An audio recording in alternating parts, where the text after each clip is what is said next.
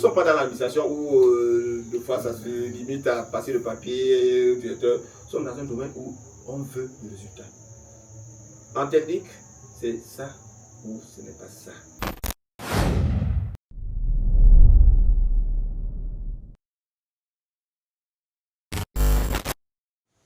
Une fois de plus, bienvenue sur Tout dépend de toi.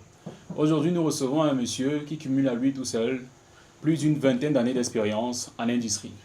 Ces années d'expérience-là qu'il va partager avec nous. Nous vous invitons donc à nous suivre et retrouvons-nous juste après. Alors, bonjour Père Sauté. Bonjour. Moi je vais t'appeler Père Sauté. Bonjour spécimen. Ok. Enfin, je vais te laisser le soin de te présenter aux différentes personnes qui vont nous suivre et qui sont appelées à nous suivre aussi. Ok, merci spécimen pas de plus. Je suis André Sauté Bidjeke, je suis pratiquement à ma 27e année dans l'industrie lourde. Une industrie dans les domaines de compétences bien variés, parce que j'ai commencé par l'aluminium. Après, j'ai fait plus de 18 ans dans le sucre. Après le sucre, je suis allé dans la transformation du cacao. Et actuellement, je suis dans la cimenterie. Donc, ça fait 27 ans d'industrie lourde. Dans un domaine vraiment, je dirais un domaine, mais on peut dire des domaines parce que ce sont les domaines de compétences étroitement liés. Vous avez l'électricité, l'instrumentation, l'automatisme et la régulation. Je dis les domaines de compétences liés. Aujourd'hui, dans les industries modernes qui se veulent numériques, il est difficile de les dissocier. Donc, comme je le disais tantôt, ça a été pour moi une expérience assez riche. Ok, donc ce qu'on entrevoit, on voit quand même un passage dans quatre types, si on va dire comme ça, d'industrie. 4 domaines de compétences. 4 domaines de compétences en tout cas. Donc, ce qu'on aimerait bien savoir, c'est qu'est-ce qui, toi, t'a motivé à choisir le domaine dans lequel tu te trouves aujourd'hui? Bon, il faut le dire, principalement 2 raisons. 2 raisons, je vais citer l'hérédité et puis l'environnement. Okay. Hérédité parce que je suis né dans une famille, le père chaudronnier, soudeur, la mère est couturière, vous comprenez que déjà j'ai des gènes de la technique en moi. Donc les premiers instruments avec lesquels je me familiarise sont la meule, la perceuse, le poster à souder et bien le chalumeau. Mais comment est-ce que je me retrouve plutôt dans les domaines du courant faible, courant fort? Deux raisons.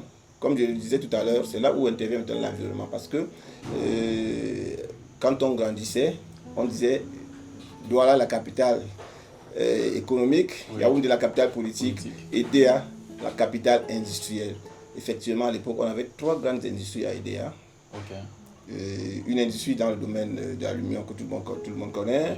Oui, vous avez la Sulicam qui faisait dans la pâte à papier et bien sûr et Neo avec toutes ces centrales. Toutes ces centrales. Là, s'il faut situer, ça, on se retrouve là dans quelle année? Là, nous sommes dans les années 90. Là, nous sommes dans les années 90 parce que je flotte avec le domaine de l'industrie en 1996. 1996.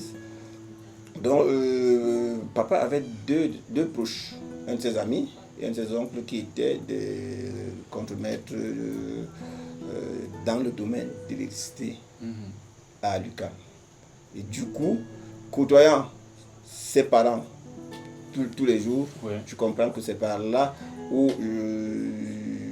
j'ai directement fait le choix.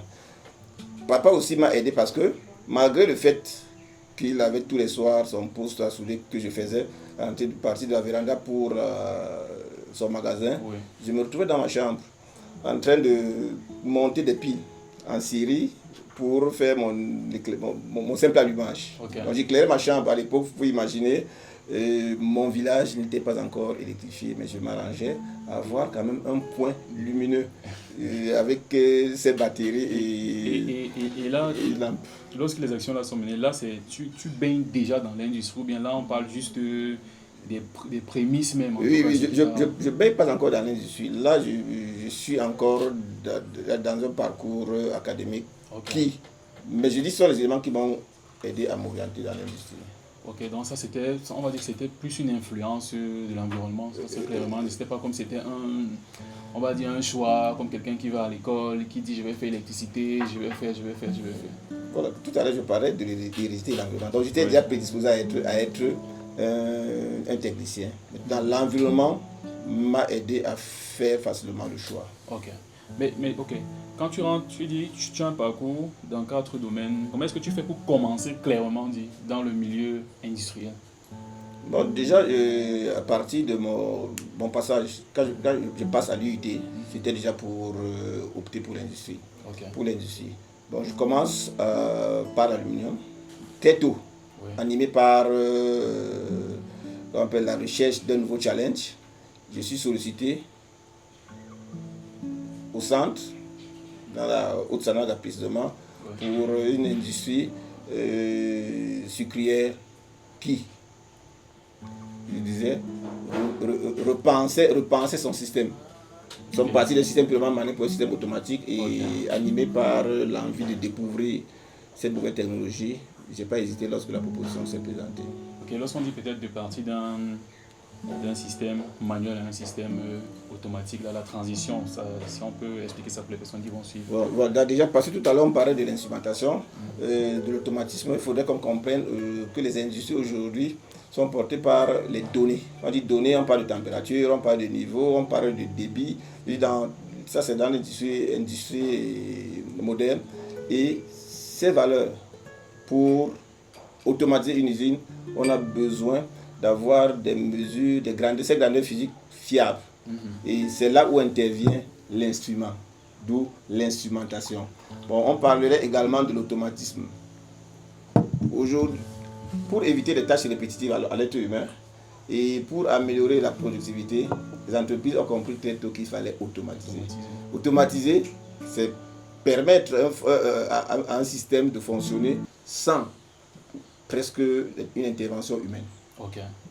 Donc là, il faut dire que dans ton moment où toi tu rentres en industrie, toi tu vis vraiment la transition. Oui, je vis la transition parce qu'on part d'un système où il fallait, pour maintenir une grandeur physique, comme la température par exemple, il fallait qu'un opérateur vienne regarder un thermomètre, tourner une vanne, et dès que la température, la valeur atteint la température qu'on souhaite, il faut qu'il referme la vanne et à chaque fois, il faut voir ce mouvement. Ouvrir une vanne, fermer une vanne pour un être humain, il est soumis à une tâche répétitive, comme nous le savons tous, avec l'impact que ça peut avoir sur notre vie. Clairement, ça c'était devenu un poste de travail. Oui, c'est devenu un poste de travail contraignant, il faut bien le préciser.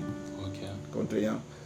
Donc c'est là où intervient l'automatisme. Donc aujourd'hui, il fallait mettre en place déjà un élément pour capter cette valeur, la traiter et en plus des instruments pour agir sur le procédé afin de libérer un peu l'homme qui était devenu pratiquement un surveillant. Ok, maintenant s'il faut rentrer peut-être dans ton parcours, dans les défis, les leçons et tout. Juste ici, quel a été le défi que tu as eu à rencontrer dans ta carrière et on aimerait aussi que, à partir de ces défis-là, que tu puisses nous dire comment est-ce que tu as fait pour pouvoir prendre le dessus sur ce défi-là. Bon, déjà, comme défi, je vous dis, lorsqu'on arrive dans l'industrie, vous pouvez imaginer, c'est un domaine qui est piloté par les expatriés. Parce que je vois les premiers mois que j'ai vus dans l'industrie, je me souviens, ils ont été câblés par un Marocain. Un Marocain, c'était toute une équipe d'expatriés. Nous étions là comme des vigiles, en passant, jeter un coup d'œil. Même pour toucher à une souris, il fallait. On ne donnait pas. C'était pas évident. Donc après le commissioning et la mise en service de l'usine, le premier défi pour moi, il fallait qu'on automatise un appareil. Automatiser un appareil. Quand mon boss me parle de me donne un peu le cahier de charge de cette automatisation, croyez-moi, je ne pouvais pas imaginer que ce travail devait être fait par nous. Je suis rentré, j'ai réfléchi, je me suis posé la question si ce n'était pas un piège. Un piège, mais dans la nuit. Mais là, clairement, lorsqu'on te donne le cahier de charge, là tu es déjà employé. Oui, je suis déjà employé, je pense à 3 ou 4 ans d'expérience déjà dans le domaine, mais des tâches qui étaient réservées aux expatriés. Ok. Parce que nous sommes les premiers, il faut imaginer, dans les années 2000, nous sommes les premiers techniciens camerounais à câbler ne serait-ce qu'un instrument numérique. Donc le plus gros challenge même déjà, c'était réussir à s'imposer comme quelqu'un de compétent dans le domaine qui était totalement maîtrisé par les expatriés. Effectivement, c'est ça le plus gros challenge. Et maintenant, lorsque le projet a été donné, il a été mené à bien par une équipe de Camerounais à ce moment-là ou bien? Le projet a été mené par une équipe de Camerounais. Okay. Sur la base de ce qui existait, c'était facile pour nous. Après un benchmarking dans un pays voisin de l'Afrique centrale où le même type d'équipement était déjà automatisé, après notre retour, nous sommes lancés comme des taureaux pour un résultat qui a été vraiment satisfaisant. Bon. Donc ça, il faut dire qu'on se situe là dans les années 2000 où l'automatisme ou bien l'automatisation des industries, c'est pas encore réellement ça. Bien sûr. Donc là, vous vous retrouvez face, après à peine 4 années d'expérience dans le milieu, enfin dans ce domaine-là en particulier, vous vous retrouvez face à un challenge qui est celui d'automatiser carrément un équipement. Automatiser un appareil à pluie, c'est ça le challenge. Ok, et maintenant, par rapport à ça, quelle est la leçon que tu as pu apprendre, je vais dire ça comme ça, au cours de ce parcours-là? Bon, de ce parcours, je dis il faut déjà qu'on comprenne qu'il faut être confiant. Il faut être confiant parce que il faut travailler. Okay. Parce que durant les années qui ont précédé un peu ce gros challenge, je peux dire qu'on n'avait plus de sommeil. Tous les documents qui ont été laissés par l'entreprise extérieure qui a fait les premiers travaux, il fallait lire, fouiller, entrer dans leur programme, essayer de comprendre un peu les variables, essayer de comprendre la technologie utilisée pour afficher une donnée sur le terrain, sur un écran de supervision. Donc ça, c'est le travail qui nous a permis de mieux comprendre le système et de se lancer pour reproduire exactement ce qui avait été fait. Ok. Donc là maintenant, si on te demande à toi de donner un conseil peut-être à quelqu'un qui commence à peine dans ton domaine, c'est quoi le conseil que tu pourrais lui donner pour un débutant, clairement celui qui vient à peine de finir sa formation, il vient de quitter les bancs et puis il arrive dans le milieu? Quels seront les conseils que tu pourrais lui donner pour ses débuts? Bon, pour un début, pour moi, l'élément déterminant pour une réussite, quel que soit le domaine, c'est la discipline. Parce que j'ai souvent tendance à dire que la discipline passe même avant le talent. Okay. Parce qu'un jeune qui est discipliné, je pense qu'il se met dans les dispositions pour avoir des succès dans tout ce qu'il va essayer. Quand discipline, je parle de la discipline au sens propre du terme. Là-dedans, vous trouvez l'autodiscipline. Par exemple, pour moi, me lever tôt, déjà c'est quelque chose de déterminant. Quelqu'un qui se lève tôt, quand je dis tôt, 5 heures, 4 heures, avant qu'il ne soit tenté par tout ce qui est susceptible de distraire, c'est déjà une marque de discipline. Donc, je disais tout à l'heure, la discipline pour moi est plus importante même que le talent. Okay. Et ensuite le travail. D'accord. Le travail parce qu'il faut comprendre qu'en technique, tout, on ne crée pas le monde, tout existe déjà. Il suffit seulement d'aller fouiller et essayer d'adapter au contexte dans lequel on se retrouve. Oui. Ok, maintenant, selon toi, quels seront pour toi je vais appeler ça comment? Quelles seront les stratégies clés pour toi pour évoluer dans le domaine d'activité dans lequel tu fais? Parce qu'il faut dire que lorsque quelqu'un rentre, ok, on lui dit qu'il faut être discipliné. Mais concrètement, il y a des personnes qui sont disciplinées dans ce qu'elles font, mais n'arrivent pas à voir le bout du tunnel. Il y a des personnes qui sont disciplinées, mais n'arrivent pas à avoir peut-être des meilleures opportunités. Donc, quelle serait réellement, selon toi, la stratégie pour être dans ce domaine-là et surtout pour vraiment être sûr d'une avancée dans le domaine en question? Bon, déjà, comme stratégie, je parlais de la compétence.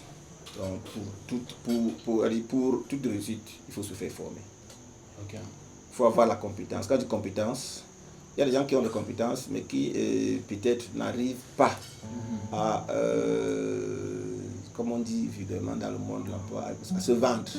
Okay. Ça aussi, c'est un manque de compétence. Parce qu'il faut être compétent. Ok, donc savoir se vendre aussi. Oui, avoir la compétence et savoir se vendre. Il y a des gens qui ont de la compétence, oui, mais qui restent dans leur coin, qui n'arrivent pas à s'exprimer. Et du coup, on comprend que là aussi, c'est qu'il y a un problème de compétence. Ok, donc ce qu'on s'entend clairement dans, c'est que même le savoir se vendre, ça c'est une réelle compétence qu'il faut développer. C'est une réelle compétence. Moi je connais des personnes compétentes, hein, et qui sont dans leur coin et qui ont même déjà peur de présenter leur force. Ok. Je peux être japonais. Les gars restent dans une zone de confort. Ils ne font plus de recherche, ils s'arrangent. Ils s'arrangent, quand ils s'arrangent, peut-être ils ne savent pas qu'ils le font, mais ils ne cherchent pas à aller vers de nouveaux challenges. Okay, mais quelque part, est-ce que ce n'est pas peut-être souvent lié aux frustrations peut-être que les personnes vivent dans le milieu professionnel dans lequel ils exercent? Les frustrations dans un environnement, ça il faut comprendre que ça ne va jamais manquer. Ça ne va jamais manquer. Tout au contraire, il faut exploiter entre guillemets ces frustrations pour développer ses compétences.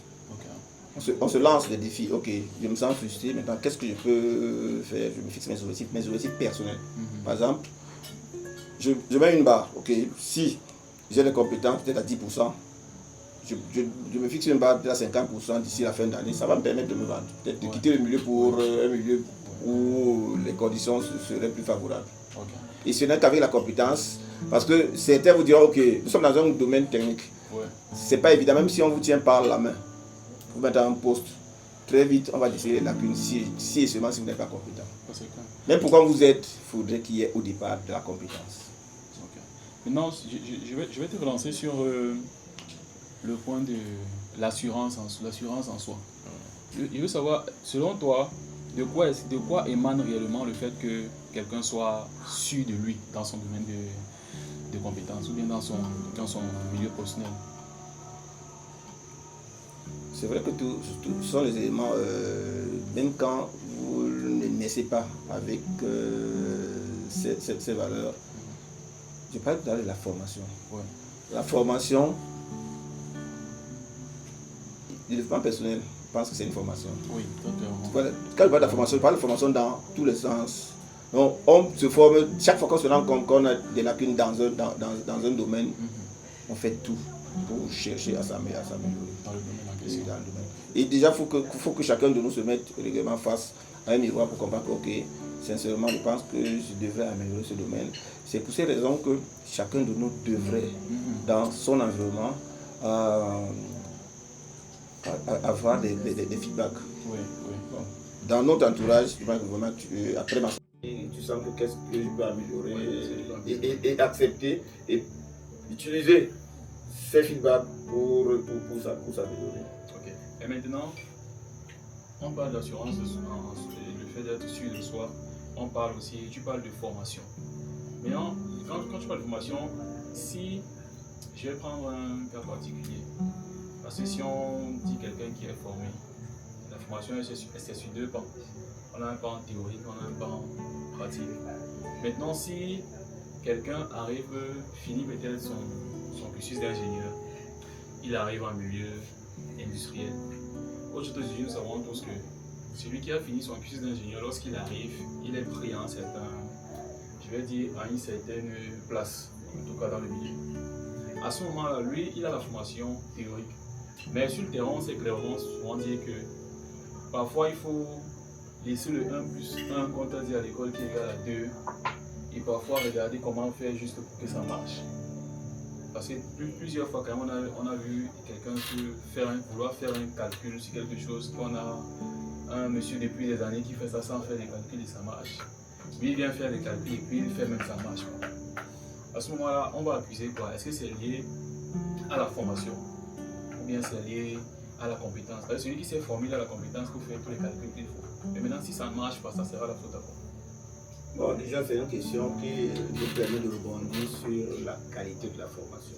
Parce que sans vous mentir, nous sommes en technique et tout ce qui est fait est d'abord calculé.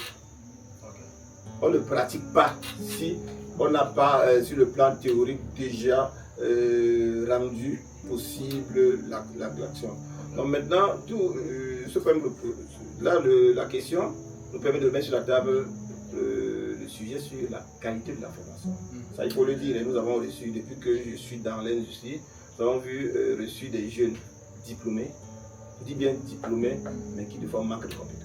Là, il faut qu'on essaye un peu de faire la part des choses. Il y a des jeunes qui arrivent avec des diplômes, mais quand, sur le plan de la compétence, je ne parle bien théorique, parce que je prends le cas de notre corps de métier où nous avons quelques lois, comme la loi d'Ohm, le principe de l'hydrostatique. Il faut imaginer qu'un jeune qui est formé, après 5 années peut-être d'études après le bac, un jeune soit incapable d'énoncer une loi d'Ohm. I est égal à RI, c'est toute l'instrumentation se pose sur une loi comme celle-là. Donc, je pense que c'est là où je dis, rebondir le sujet sur la qualité de la formation. Ok, donc quelque part aussi, on va dire que le système même en lui-même est déjà biaisé quelque part. Je vais prendre un autre cas. Vous pensez que pour câbler un moteur, on commence directement par le câbler. On fait d'abord un schéma de câblage. Aller câbler. Tout commence par cette théorie. Pour dimensionner une installation, on commence par les calculs. On peut se lever un matin, on prend une lampe, un moteur, on pose, on prend n'importe quel câble pour l'alimenter. Tout commence par le dimensionnement, qui sont les calculs. Maintenant, il faudrait bien que ce soit des calculs fiables. Maintenant, si on suppose que, parce qu'il y a des personnes aussi en première année, en tout cas, des personnes, moi j'ai eu la chance qu'à partir de ma première année de formation, lorsque je faisais mécatronique, j'ai eu la chance de faire des stages. Pour quelqu'un qui fait un stage, toi, avec du recul, ton expérience et tout ça, quel est le conseil que tu donneras à quelqu'un qui commence son stage, que ce soit en première année? Quel est le meilleur conseil, enfin, quelle serait la chose sur laquelle il devrait s'appuyer lorsqu'il vient de commencer son stage depuis la première année? Bon, déjà, pour un jeune qui a eu la chance d'avoir un stage dans une industrie, je dis bien la chance parce que beaucoup n'arrivent même pas à bénéficier de ces stages. Première chose, l'humilité. L'humilité, parce que ce qui se passe deux fois, quand les jeunes arrivent à l'entreprise, ils ont déjà une idée de ce qui pourrait être demain après-demain. Sur le terrain, ils trouvent un vieil ouvrier, peut-être qui a déjà passé 10-15 ans. Ne comprend pas que donc, pour le moment, il doit tout faire pour bénéficier de l'expérience et des connaissances de ce monsieur, qui pourront être développées bien après, hein, parce qu'en principe, pour un cycle ingénieur, quand tu viens pour la première année, c'est un stage ouvrier, je suppose que le gars qui arrive devrait logiquement accepter cette tâche ouvrière, laver les pièces, faire ceci, c'est de cette façon qu'on commence à apprendre. Oui, mais seulement, je pense que la chose à laquelle la plupart de mes confrères, en tout cas les gens de ma génération, la contrainte à laquelle ils font face, c'est souvent celle-là selon laquelle on ne leur permet pas de toucher.